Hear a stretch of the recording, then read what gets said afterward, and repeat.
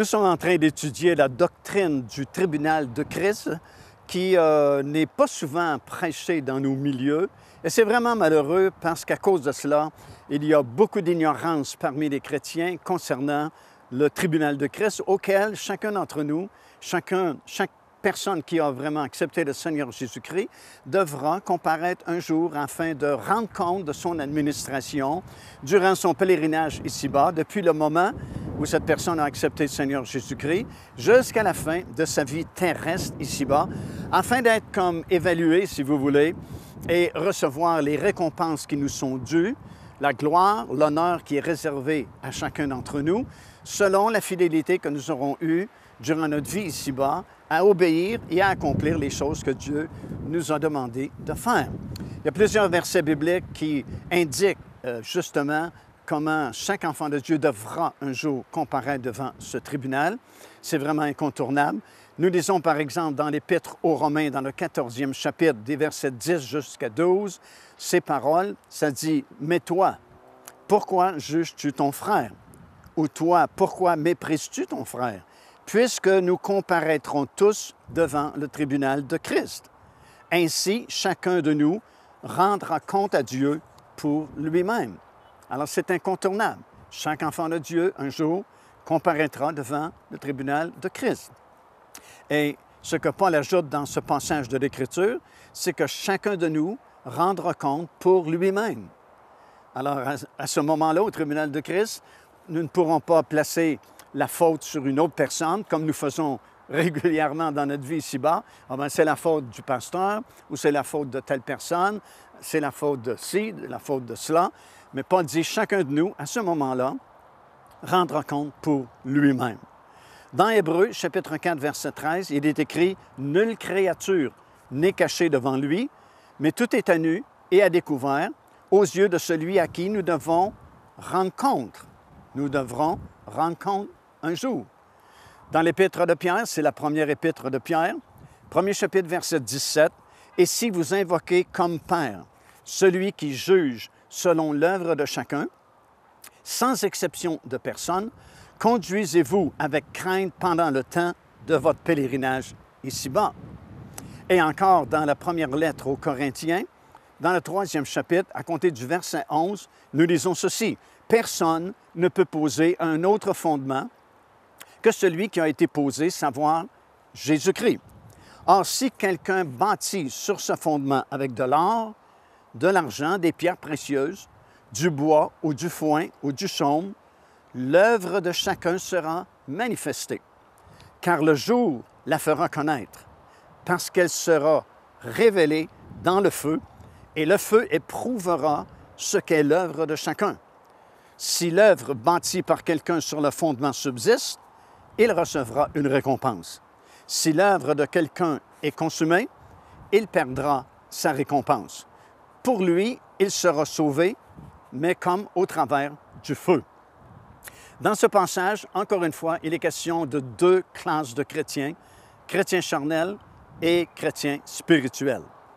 Il y a ceux qui ont bâti avec des matériaux de qualité et ceux qui auront bâti avec des matériaux de moindre qualité. En fait, il y a 6 catégories de matériaux qui sont mentionnés dans ce passage-là. Premièrement, il y a de l'or, de l'argent, des pierres précieuses, du bois, du foin et du chaume. Alors ça représente chaque enfant de Dieu et les matériaux avec lesquels ils construisent leur vie chrétienne ici-bas. Il y a des gens qui, par leur attitude, leur motivation, leurs efforts, construisent avec de l'or, de l'argent et des pierres précieuses qui vont résister au jugement du tribunal de Christ. D'autres qui sont plus frivoles construisent leur vie chrétienne avec des matériaux de moindre qualité comme le bois, le foin, le chaume, et évidemment, le feu du jugement va brûler ces matériaux de construction. Et ce qu'ils ont fait, les œuvres qu'ils auront accomplies, les actions qu'ils auront faites, ce sera détruit, tout simplement par le feu, et perdront à ce moment-là leur récompense. Il y a également 2 critères qu'on veut mentionner sur lesquels sont fondés le jugement du tribunal de Christ. premièrement, c'est sur notre attitude. Ça, nous retrouvons ça dans 1 Corinthiens, le chapitre 4 et au verset 5. Puisque nous lisons ceci, l'apôtre Paul dit « C'est pourquoi ne jugez de rien avant le temps. » Quand on parle avant le temps, c'est avant le moment du tribunal de Christ, où tout sera jugé dans nos vies. C'est pourquoi ne jugez de rien avant le temps, jusqu'à ce que le Seigneur vienne, qui mettra en lumière ce qui est caché dans les ténèbres, et qui manifestera, remarquez bien, manifestera les desseins des cœurs. Alors chacun recevra de Dieu la louange qui lui est due. Alors, au-delà de l'action que nous aurons faite, au-delà des gestes que nous aurons posés, Dieu va sonder notre cœur et regarder l'attitude que nous avions quand nous avons posé ce geste ou fait cette action. Alors, ça va plus loin que le geste lui-même, ça va plus loin que l'action elle-même. C'est l'attitude avec laquelle nous avons fait cette action, l'attitude avec laquelle nous avons posé ce geste. Est-ce que nous avons fait ces choses par intérêt personnel ou nous les avons fait pour l'avancement du royaume de Dieu? Alors, c'est vraiment important. C'est sur l'attitude de notre cœur, les raisons pour lesquelles nous avons fait les choses, c'est sur ce fondement-là que nous serons jugés. Et le deuxième fondement, c'est notre fidélité. 1 Corinthiens chapitre 4, au tout début, il est écrit ceci, « Ainsi qu'on nous regarde comme des serviteurs de Christ et des dispensateurs des mystères de Dieu. Du reste, ce qu'on demande des dispensateurs, c'est que chacun soit trouvé fidèle. » Alors voilà les deux fondements sur lesquels reposera le jugement du tribunal de Christ. Premièrement, quels étaient les motifs de notre cœur lorsque nous avons fait des actions ou posé certains gestes? Et deuxièmement, quelle est notre fidélité à avoir obéi et à avoir servi Dieu durant notre pèlerinage ici-bas? Joignez-vous à nous afin de célébrer le Seigneur et entendre le message de la parole de Dieu par l'évangéliste Mario Massicotte. Venez recevoir ce que Dieu a préparé pour vous. Visitez notre site web www.paindevie.org afin de connaître notre itinéraire. Nous serions très heureux de vous rencontrer et de vivre des moments forts avec le Seigneur. Alors, nous serons jugés selon le dessein de notre cœur, la raison pour laquelle nous avons fait telle ou telle chose. Et deuxièmement, ce sera selon la fidélité que nous aurons eue à servir le Seigneur durant notre pèlerinage ici-bas. Alors, tout naturellement, il y a une autre question qui se pose, et c'est celle-ci. Sur quoi serons-nous jugés? Bien, premièrement, la Bible dit que nous serons jugés sur nos relations entre les frères et les sœurs dans le Seigneur, dans la famille des enfants de Dieu. Il y a plusieurs versets qui sont là dans le Nouveau Testament à ce sujet-là. Je vais vous en lire au moins un ou deux.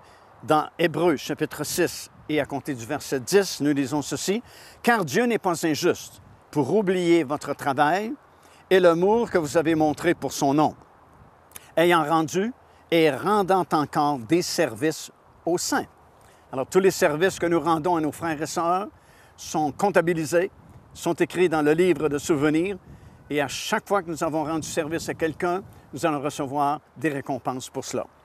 Dans l'Évangile de Matthieu, chapitre 10, verset 41, nous lisons ceci. « Celui qui reçoit un prophète en qualité de prophète recevra une récompense de prophète. » Wow, c'est fort ça! Même si vous n'êtes pas appelé prophète, mais vous recevez quelqu'un en qualité de prophète, vous recevez une récompense de prophète. Et celui qui reçoit un juste en qualité de juste recevra une récompense de juste. Et quiconque donnera seulement un verre d'eau froide à l'un de ses petits, parce qu'il est mon disciple, je vous le dis en vérité, il ne perdra point sa récompense. C'est pourquoi nous devons faire attention comment nous considérons nos frères et nos sœurs dans le Seigneur et comment nous agissons à leur égard, parce que Dieu voit toutes choses et il écrit toutes choses concernant notre vie personnelle. Deuxièmement, nous serons jugés sur la façon dont nous aurons utilisé nos talents et les dons que nous avons reçus, ainsi que les capacités que Dieu nous a données. Ces dons-là, ce ne sont pas donnés à une personne pour elle-même, mais pour contribuer à l'avancement et l'édification du corps de Christ. Par exemple, la parabole des mines dans l'Évangile de Luc, chapitre 19, de versets 11 à 26, démontre bien cela, et celle des talents qui nous est proposé dans Matthieu chapitre 25 des versets 14 jusqu'à 30 nous démontre clairement que nous devrons rendre compte un jour au Seigneur de tout ce qu'il nous a confié. C'est notre administration ici-bas sur la terre de ces choses et nous serons récompensés en conséquence. Nous avons reçu des talents et des dons afin que les personnes autour de nous puissent en bénéficier. Le serviteur dans ces paraboles qui avait caché son talent, qui n'avait pas utilisé son don, bien, on lui enleva tout simplement son don ou son talent. Il n'y a pas eu de récompense et on donna même sa récompense à celui qui avait utilisé le plus son don et son talent. Troisièmement, nous serons jugés sur la façon dont nous aurons administré notre argent et les biens qui nous ont été confiés par le Seigneur. Dans la première épître de Paul à Timothée, 6e chapitre, à compter du verset 17, ça dit « Recommande aux riches du présent siècle de ne pas mettre leur espérance dans les richesses incertaines, mais de la mettre en Dieu, qui nous donne avec abondance toutes choses pour que nous en jouissions. Recommande-leur de faire du bien, d'être riches en bonnes œuvres, d'avoir de la libéralité et de la générosité et de s'amasser ainsi pour l'avenir un trésor placé sur un fondement solide afin de saisir la vie éternelle. » Alors l'argent qui nous est confié, les biens, les possessions que nous avons durant notre pèlerinage ici-bas, nous serons jugés sur l'administration de ces choses-là. Et plus nous partageons nos richesses, plus nous partageons les biens qui nous ont été confiés, bien, plus on fait de bien, bien sûr, autour de nous, mais on se fait beaucoup de bien à nous principalement parce que nous serons récompensés en plus dans le monde à venir. Quatrièmement, nous serons jugés de quelle façon nous aurons supporté les épreuves et les tribulations durant notre vie ici-bas sur la terre. Dans l'Épître de Jacques, nous lisons au premier chapitre et au verset 12 que ça dit ceci, « L'homme, heureux plutôt, est l'homme qui supporte patiemment l'épreuve, car après avoir été éprouvé, il recevra la couronne de vie que le Seigneur a promise à ceux qui l'aiment. » Alors, dépendamment comment nous supportons l'épreuve ou la tentation, au lieu de murmurer et de critiquer et de chialer vraiment après Dieu, si nous supportons patiemment ces choses-là, wow, ce n'est pas perdu parce que nous recevrons la couronne de vie et des récompenses pour notre patience. Cinquièmement, nous serons jugés à savoir quelle a été notre conduite ici-bas, notre marche dans la sainteté ici-bas sur la terre. 1 Corinthiens chapitre 9, verset 24, ça dit « Ne savez-vous pas que tous ceux qui courent dans le stade courent tous, mais qu'un seul va remporter le prix. Courez de manière à le remporter. Tous ceux qui combattent s'imposent toute espèce d'abstinence et ils le font pour obtenir une couronne corruptible. Mais nous, faisons-le pour une couronne incorruptible. » Alors, c'est vraiment important de se discipliner, de marcher avec discipline dans le Seigneur, de s'entraîner vraiment pour pratiquer le bien. Et Paul fait la comparaison ici avec ceux qui participent à des concours comme les Jeux olympiques. Ils vont s'abstenir de bien des choses, vont s'imposer des règlements quelquefois très difficiles pour tenir leur corps en bonne santé et alerte et très énergique afin de remporter une couronne corruptible, une couronne qui va disparaître un jour, une couronne qui n'aura plus de valeur un jour. Mais Paul dit, faisons-le nous aussi, mais pour gagner une couronne incorruptible, une récompense qui va durer éternellement, pour toujours. Faisons attention à notre marche chrétienne. Ne soyons pas légers, ne soyons pas insouciants, mais vivons notre vie chrétienne pleinement, sachant que ce n'est qu'une étape vers la vraie vie, vers le monde nouveau, vers la cité, comme on a parlé précédemment, que Dieu est en train de préparer pour chacun de nous. Ici l'évangéliste Mario Massicotte qui vous invite à vous inscrire à notre lettre de nouvelles électronique. Et pour ce faire, il suffit de visiter notre site web au www.paindevie.org et tout en haut à la droite de votre écran, vous allez voir cet onglet sur lequel vous cliquez et vous vous inscrivez tout simplement. Ça vous permettra de recevoir des nouvelles du ministère de Pain de Vie et en même temps recevoir le bon enseignement de la parole de Dieu. Faites-le donc aujourd'hui même. Sixièmement, nous serons jugés selon ce que nous avons marché, selon la chair ou selon l'esprit, durant notre marche ici-bas. Wow! Quel jugement au tribunal de Christ! Avons-nous marché selon la chair? Sommes-nous ou avons-nous été un chrétien charnel ou avons-nous été un chrétien spirituel? Éphésiens chapitre 4, verset 17, nous lisons ceci. « Voici donc ce que je dis et ce que je déclare dans le Seigneur. C'est que vous ne devez plus marcher comme les païens qui marchent selon la vanité de leurs pensées. » Alors, si vous êtes un enfant de Dieu, avez accepté le Seigneur Jésus-Christ, vous ne pouvez plus marcher comme vous marchiez autrefois dans le monde. Il y a une marche nouvelle maintenant qui vous est indiquée par les principes de la parole du Seigneur. Et selon notre fidélité à marcher selon l'Esprit, nous serons récompensés au tribunal de Christ. Dans 2e épître de Pierre, 3e chapitre, verset 11, « Puisque donc toutes ces choses doivent se dissoudre, quelle doit être la sainteté de notre conduite et de notre piété durant notre pèlerinage ici-bas. » Septièmement, nous serons jugés sur la façon dont les pasteurs auront pris soin de leurs brebis. Alors là, il faut faire attention parce que souvent, on va critiquer les leaders de l'Église, les pasteurs, les évangélistes, les enseignants. Mais attention, eux-mêmes seront jugés un jour, à savoir comment ils ont fait leur ministère, comment ils ont pris soin des brebis qui leur a été confiées. Dans 1 Pierre, le 5e chapitre, des versets 2 jusqu'à 4, nous lisons « Paissez le troupeau de Dieu qui est sous votre garde, non par contrainte, mais volontairement, selon Dieu, non pour un gain sordide, mais avec dévouement, non comme dominant sur eux qui vous ont été échus en partage, mais en étant les modèles du troupeau. Et lorsque le souverain pasteur paraîtra, vous obtiendrez la couronne incorruptible de la gloire. » Alors, c'est encourageant pour les ouvriers du Seigneur qui ont donné leur vie pour le ministère. Ils seront récompensés et auront une couronne incorruptible de gloire un jour. Dans Hébreux chapitre 13 et au verset 17, ça dit « Il veille sur vos âmes comme devant en rendre compte. » Alors, plutôt que de vous plaindre et de murmurer contre vos leaders spirituels, priez pour eux parce qu'un jour, eux-mêmes seront jugés. Et la Bible nous dit même que le jugement sera plus sévère pour eux que les simples brebis qui auront vécu leur vie chrétienne parce qu'ils ont eu une charge d'autorité dans l'Église du Seigneur Jésus-Christ et à cause de cela, ils seront jugés plus sévèrement. C'est pourquoi Paul, ailleurs, va dire que plusieurs personnes ne se mettent pas à enseigner parce qu'ils seront jugés plus sévèrement. Pourquoi? Parce que si tu t'es donné la peine d'étudier pour enseigner, c'est que tu connais plus. Et plus nous connaissons, plus nous devenons responsables.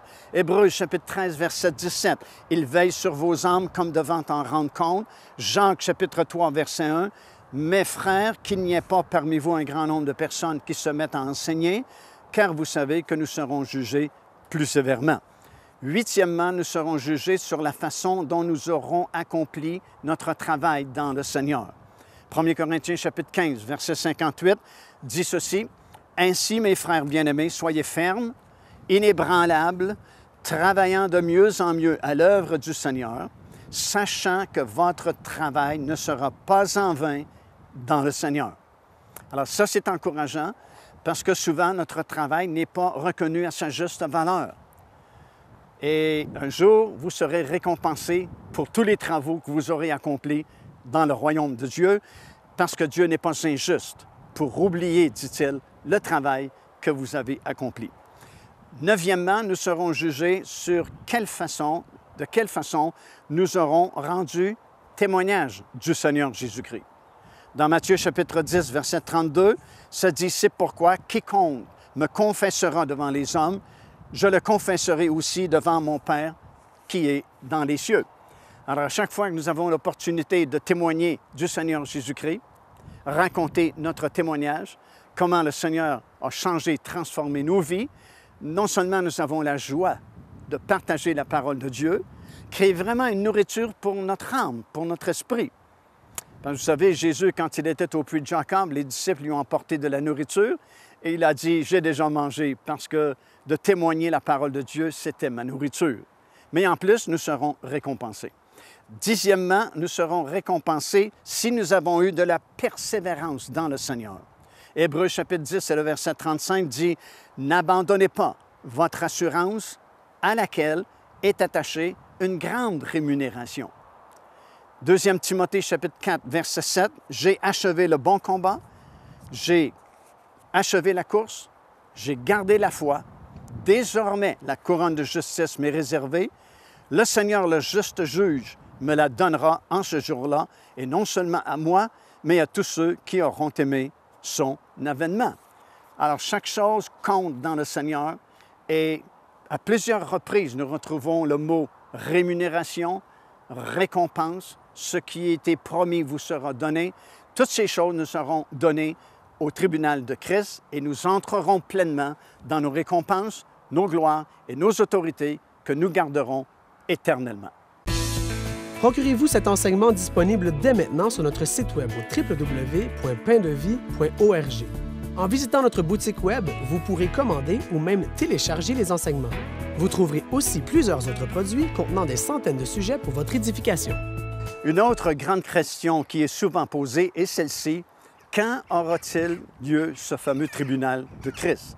À quel moment est-ce que nous serons jugés pour les œuvres que nous avons accomplies et les gestes que nous aurons posés durant notre pèlerinage ici-bas sur la terre?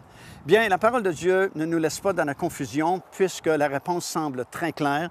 Plusieurs versets, en effet, indiquent que ce jugement aura lieu après le retour du Seigneur Jésus-Christ sur la terre à la toute fin. Par exemple, nous lisons dans Matthieu chapitre 16 et au verset 27, « Car le Fils de l'homme doit venir dans sa gloire avec son Père, ou la gloire de son Père, et avec ses anges, et alors il rendra à chacun selon ses œuvres. » Donc le tribunal de Christ aura lieu après le retour du Seigneur Jésus-Christ, alors qu'il reviendra dans la gloire de son Père avec ses anges. Apocalypse chapitre 22, verset 12, « Voici, je viens bientôt, et ma rétribution est avec moi, pour rendre à chacun selon qu'est son œuvre. » Donc, encore une fois, nous serons jugés sur nos œuvres que nous avons accomplies au moment où le Seigneur reviendra sur la terre. Les récompenses qui sont promises par Dieu sont de grandes motivations pour nous aider à marcher fidèlement dans notre vie chrétienne, marcher avec le Seigneur Jésus-Christ jusqu'à la fin de notre pèlerinage ici-bas. Lorsque Moïse a quitté l'Égypte, la Bible dit qu'il avait les yeux fixés sur la rémunération. Et il a jugé que la rémunération qui l'attendait un jour, c'était plus intéressant que les richesses qu'il possédait déjà en Égypte. Parce qu'à ce moment-là, Moïse avait les richesses de l'Égypte, avait un poste d'autorité dans le gouvernement égyptien. Il devait marier la fille de Pharaon et son avenir était vraiment assuré. Mais il a quitté l'Égypte parce qu'il a jugé que la récompense qui lui était réservée, c'était encore plus grand que l'argent, la richesse et le pouvoir qu'il possédait en Égypte. Dans Hébreux chapitre 11, verset 26, ça dit « Regardant l'opprobre de Christ comme une richesse plus grande que les trésors d'Égypte, car il avait les yeux fixés sur la rémunération. » Lorsque David, par exemple, a voulu combattre Goliath, une des grandes motivations qui l'ont poussé à combattre Goliath, c'est les promesses que le roi Saül avait faites à celui qui pouvait vaincre Goliath. Les promesses, c'était ceci, beaucoup de richesses, la fille du roi et l'affranchissement de la maison de son père en Israël. Nous lisons ça dans 1 Samuel, chapitre 17, et le verset 25 et 26. Et nous-mêmes, dans la Bible, nous sommes exhortés à considérer ces récompenses, ces gloires et ces autorités comme de grandes motivations pour servir finalement le Seigneur. Dans la deuxième épître de Jean, premier chapitre, verset 8, ça dit ceci, « Prenez garde à vous-même, afin que vous ne perdiez pas le fruit de votre travail, mais que vous receviez une pleine récompense. » Et plusieurs autres versets le mentionnent également. Quelles sont ces fameuses récompenses? Elles sont nombreuses et elles sont au-delà de toute mesure, comme dit l'apôtre Paul dans 2 Corinthiens, chapitre 4, versets 16 jusqu'à 18. Il y aura différentes gloires mentionnées dans 1 Corinthiens, chapitre 15, verset 40. Nous régnerons avec Christ. Nous hériterons de la nouvelle Jérusalem, la ville d'or qui deviendra notre cité permanente. il y a différentes couronnes qui seront données à différents croyants. Des couronnes incorruptibles, des couronnes de la vie, des couronnes de gloire. D'autres recevront des couronnes de justice. D'autres auront des couronnes de joie. Et il y a plusieurs autres récompenses qui sont également mentionnées dans la parole du Seigneur. Beaucoup de versets débutent dans le livre de l'Apocalypse par ces mots « À celui qui vaincra, je donnerai ».